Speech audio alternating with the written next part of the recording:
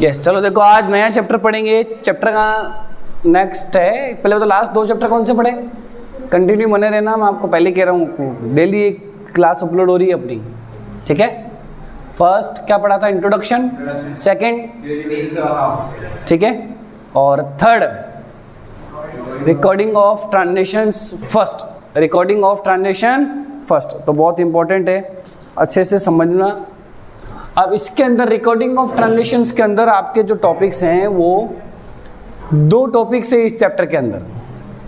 पढ़ने का तरीका होता है, एक समरी बना लेते हैं पहले कि इस चैप्टर के अंदर सर है क्या। तो सबसे पहले तो जनरल एंट्रीज है और उसके बाद क्या है, उनकी लेजर पोस्टिंग, ठीक है। लेकिन फिर भी है ना, मैं आपको एक चीज़ बता देता हूँ, थोड़ा सा समझना कि अकाउंटिंग करने से पहले उसका एक प्रोसेस पता होना चाहिए आप सबको। अकाउंटिंग करने से पहले उसका क्या पता होना चाहिए, एक प्रोसेस। उस प्रोसेस का मतलब होता है कि एक सिंपल सी स्टेप्स होती है कि क्या क्या करना है। सबसे पहले करनी होती है जर्नल एंट्रीज। क्या करनी होती है, कभी कभी उसके साथ एक सब्सिडरीज बुक्स भी बना ली जाती है। कौन सी बुक बना लोगे आप लोग, सब्सिडरीज बुक्स। जर्नल एंट्री के बाद फिर इनकी क्या की जाती है, लेजर, यानी इन दोनों की क्या बनाई जाती है, लेजर्स। फिर इसके बाद क्या कराया जाता है यहाँ पर, ट्रायल बैलेंस। क्या कराओगे यहाँ पर, ट्रायल बैलेंस। ट्रायल बैलेंस के बाद यहाँ बनाएंगे फाइनल अकाउंट्स, और फाइनल अकाउंट्स में आपको 3 अकाउंट्स बनाने पर 3 अकाउंट्स प्रिपेयर करने होते हैं। एक होता है ट्रेडिंग अकाउंट और एक होता है प्रॉफिट एंड लॉस अकाउंट।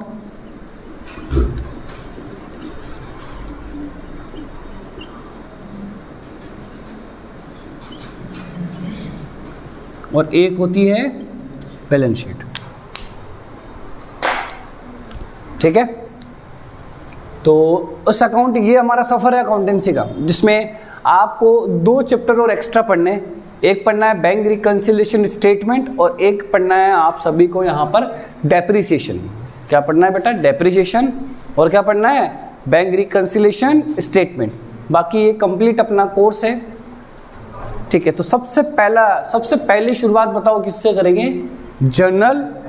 दिखती बात है, अगर जर्नल एंट्री नहीं बना तो ये कुछ भी नहीं बन सकता। जर्नल एंट्री बनेगी तो बनेगी लेजर, लेजर बनेगी तो ट्रायल बैलेंस बनेगा, और ट्रायल बैलेंस बनेगा तो फाइनल अकाउंट्स बनेंगे। आप ऐसा नहीं कि पहले ट्रायल बैलेंस बना दिया जर्नल एंट्री बाद में बना दिया, पहले करो, ऐसा नहीं, स्टेप से ये फिक्स। फर्स्ट ऑफ ऑल तो आपको जर्नल एंट्री तो बनानी है पहले। तो देखो सभी, सर जर्नल एंट्रीज क्या होती है यहां समझना आप अभी। जर्नल एंट्रीज में आपको जर्नल एंट्रीज करने से पहले, देखो मैं इसका फॉर्मेट भी नहीं बता रहा हूं, आपको सबसे पहले अकाउंट्स क्या होते हैं उसके बारे में पता होना चाहिए। समझ गए, अकाउंट्स क्या होते हैं। अकाउंट्स एक अपना आप में नेम्स है कि बिजनेस के जो ट्रांजेक्शन्स होते हैं, हर एक ट्रांजेक्शन्स का क्या लिखा जाता है, नेम लिखा जाता है। लेकिन उन अकाउंट्स की कैटेगरीज होती है, टाइप्स होते हैं। एक होता है पर्सनल अकाउंट, एक होता है रियल अकाउंट, और एक होता है नॉमिनल अकाउंट। अब पर्सनल और रियल और नॉमिनल, सर पर्सनल अकाउंट क्या होता है समझना है आप। देखो पहले ही बता देता हूं बेटा, अगर ये नहीं आया तो कुछ भी नहीं आएगा आगे। इट्स दैट्स क्लियर, क्लियर कर देता हूं मैं आपको पहले ही, अगर ये नहीं आया तो कुछ भी नहीं आएगा आपको। तो इसके ऊपर पूरा फोकस कर लेना आप सभी। तो अकाउंट्स में सबसे पहला है personal accounts. Sir personal account का मतलब होता है कि यहाँ पर बिजनेस के ट्रांजेक्शन्स के वो आइटम्स डाले जाते हैं जिनको नाम से जाना जाता है, मतलब एक सेपरेट बॉडी है उनकी। जैसे बैंक, आप क्या बोलते हो, BOB बैंक जा रहा हूँ, SBI जा रहा हूँ, HDFC जा रहा हूँ। पर्सन्स, राहुल से मिलने जा रहा हूँ, रीना से मिलने जा रहा हूँ। अरे बात आ गई समझ में आपको। ऑर्गेनाइजेशंस क्या होती है, बिजनेस फर्म्स। कि जैसे स्टेशनरी वाले के पास जा रहा हूँ, इस दुकान के पास जा रहा हूँ, और बात आ गई समझ में आपको। अगला ऑर्गेनाइजेशन फर्म्स। फर्म्स तो वो जो ही जैसे मैंने आपको बोली किसी बिजनेस फर्म के पास, किसी बिजनेस शॉप के पास जा रहे हो, वो फर्म्स हो गई। ऑर्गेनाइजेशंस में टेम्पल्स आ गए, मंदिर आ गए। कोई संस्था के पास चले गए आप, लाइक टू बी एनजीओस, ठीक है। और क्या है, कंपनी, जैसे श्री सीमेंट है हमारे पास यहाँ पर, तो श्री सीमेंट कंपनी जा रहे हैं। मतलब आप कहीं पर जाते हो तो किसी भी सेपरेट बॉडी इंडिविजुअल का नाम लेते हो आप, ठीक है, नाम लेते हो आप। तो ध्यान से समझना आप सभी। तो आप किसी का यहाँ क्या लेते हो, नाम लेते हो।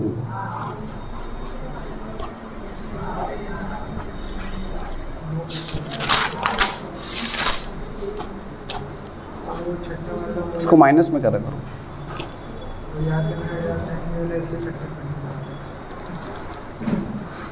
कितने हुए?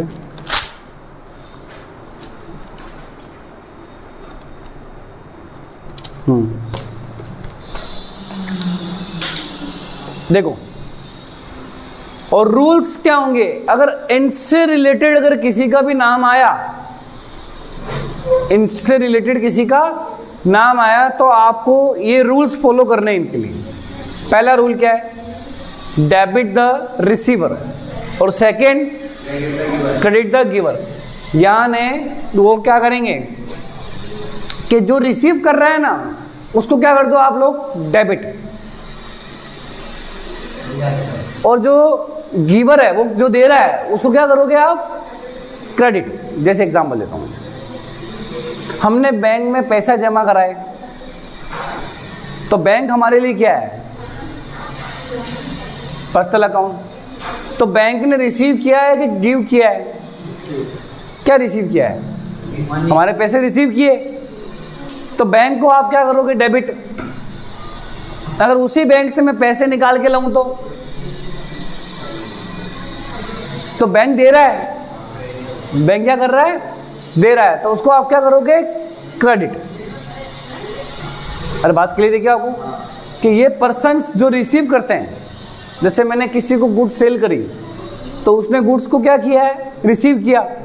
क्या किया, तो रिसीव किया, तो मैं उसको क्या नाम दूंगा, उसको डेबिट करूंगा। लेकिन अगर मैंने किसी से गुड्स परचेज करी, तो उसने मुझे गुड्स क्या है, दी है, तो क्या करेंगे, डेबिट करेंगे, सॉरी क्रेडिट करेंगे। क्या करेंगे, क्रेडिट करेंगे। तो यहां पर नियम होता है डेबिट द रिसीवर और क्रेडिट द गिवर। सेकंड होता है अकाउंट का नाम रियल अकाउंट। क्या होता है यहां पर सर, रियल अकाउंट क्या होता है यहां पर समझना आप सभी।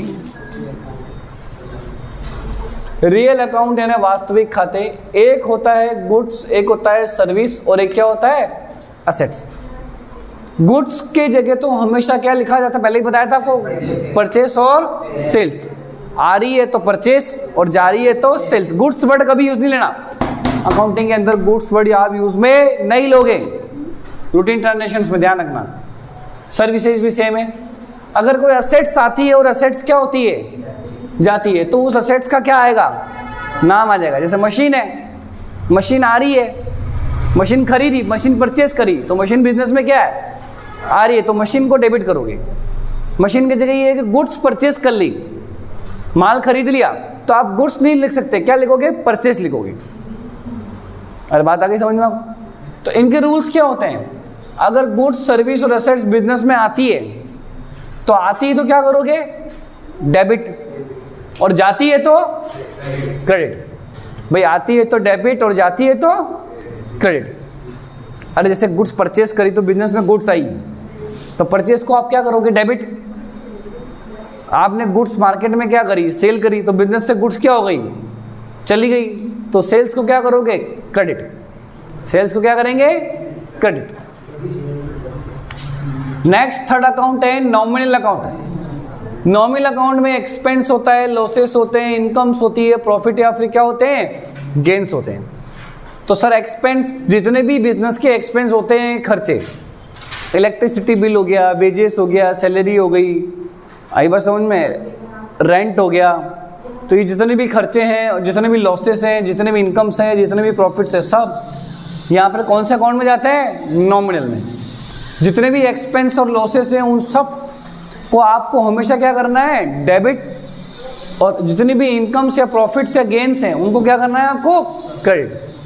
पहले कह रहा हूँ ये गोल्डन रूल आप सबको याद करने पड़ेंगे। अगर ये याद नहीं हुए तो कुछ भी याद नहीं हुए, कुछ सेंस नहीं है अगर ये याद नहीं है तो आपको। अरे क्लियर है क्या आपको चीज? चलो अब यहाँ इसको एक बार के लिए लिख लो, फिर इसका फॉर्मेट बनवाता हूँ।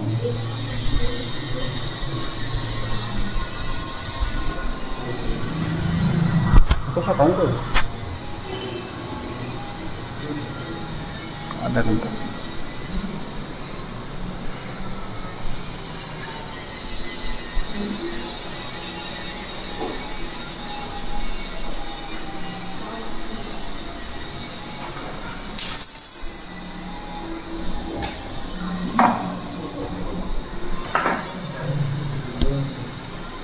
अरे मस्ती मत करो।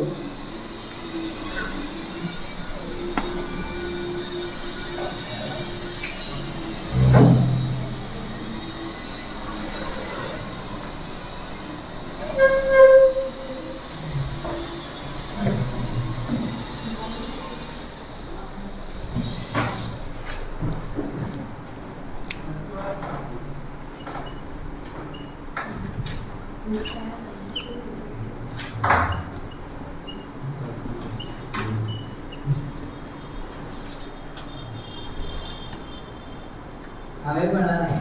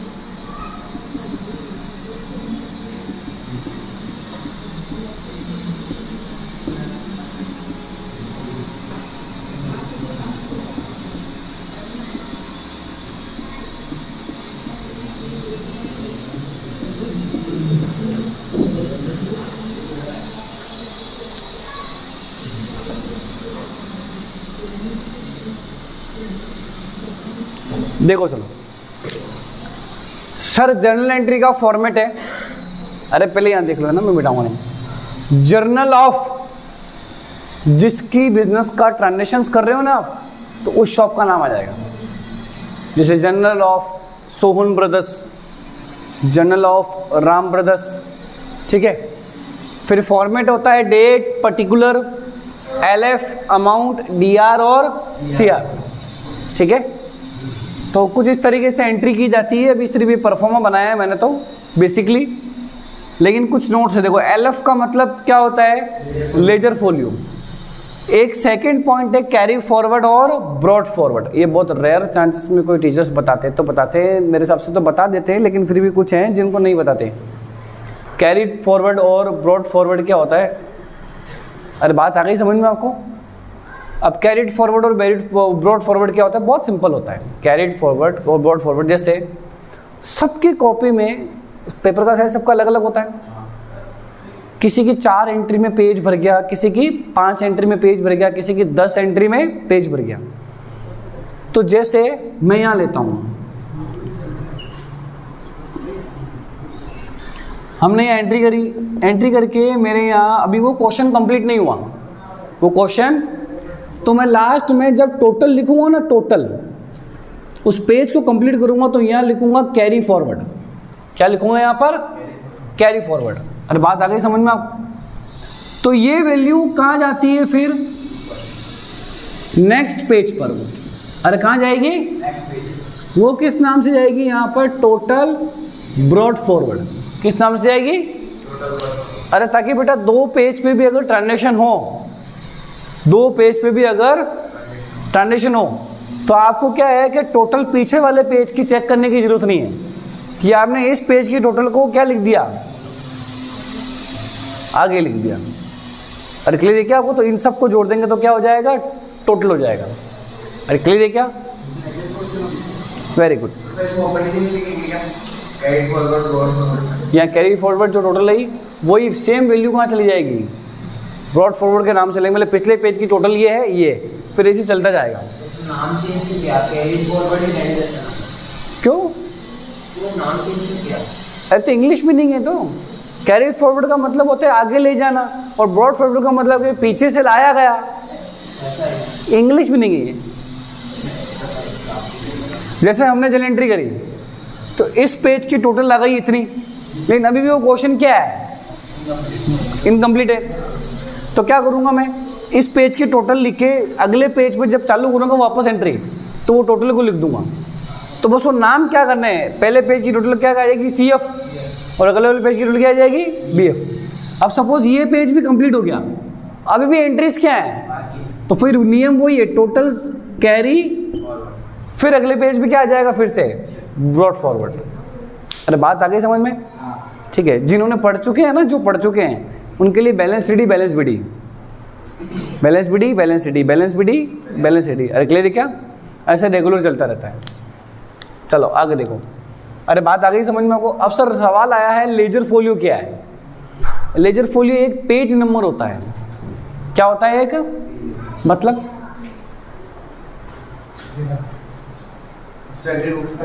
शाबाश। अब याद देखो कि आपकी एक पेज नंबर लिख देता है कि ये जो ये जैसे ये जल एंट्री है।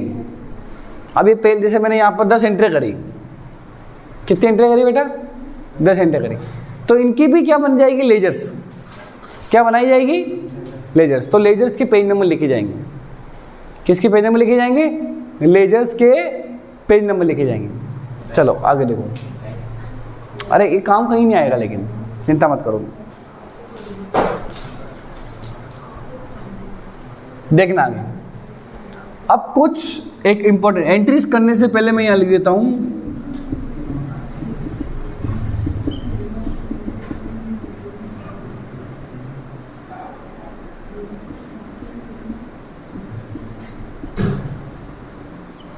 Important items balances. जैसे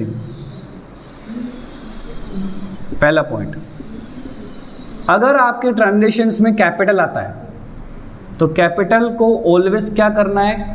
क्रेडिट। ये क्रेडिट का मतलब होता है बेटा टू में लिखना है। आपकी एंट्री करने का तरीका बता दूं, जैसे A account DR to BA, तो डेबिट के लिए तो डेबिट लिखेंगे, लेकिन क्रेडिट के लिए कभी भी क्रेडिट नहीं लिखा जाएगा। थोड़ी सी जगह छूट गई, सेम टू सेम सीध में मत लिख देना, कॉपी फाड़ दूंगा बेटा उधर ही। अगर गलती से भी लिखा तो कॉपी फाड़ दूंगा, ठीक है? कि जैसे यहां लिखा ए अकाउंट DR, तो B इसके नीचे ही मत लिख देना, थोड़ी सी क्या करनी है? स्पेस करना है, और फिर टू, फिर उसका नाम लिखना है। तो टू में, टू का मतलब होता है क्रेडिट, हम ऐसा समझ लेते हैं। अरे बात आ गई समझ में? तो डेबिट की वैल्यू जाएगी डेबिट में, और क्रेडिट की वैल्यू जाएगी, और इनकी बीच लास्ट में ब्रैकेट में क्या कर देनी होती है? नरेशन, कि ये एंट्री किस रिगार्डिंग हुई है। आई बात समझ में? छोटी सी समरी। चलो आगे देखो। तो कैपिटल को ऑलवेज क्या करेंगे? क्रेडिट।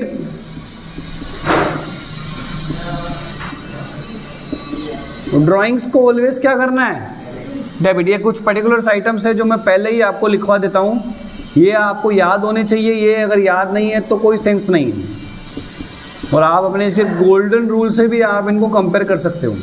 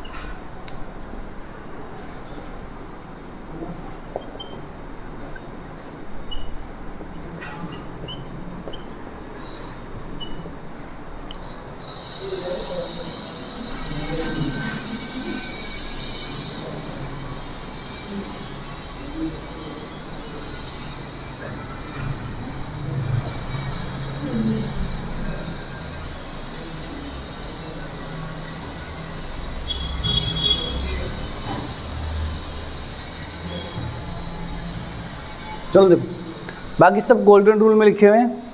तो ये पर्टिकुलर आइटम्स है जो मोस्ट ऑफ आपके एंट्रीज में यूज़ आते हैं। तो इनको आपको हमेशा क्या करना है, ध्यान रखना है। इनको आपको हमेशा याद रखना है कि ये इनके परमानेंट बैलेंस होते हैं। ये याद हो गए तो वन साइडेड कंप्लीट हो जाएगी और सेकेंड साइड आपको ध्यान रखनी होगी बस। चलो अब आज के लिए बहुत है, छोटी सी क्लास है आज की आपकी। ये गोल्डन रूल पढ़ के आओगे, सब करके आओगे तो ही कोई क्वेश्चन करा पाऊंगा मैं, नहीं तो अदरवाइज क्वेश्चंस नहीं करा पाऊंगा, पहले ही कह देता हूँ आप सबको।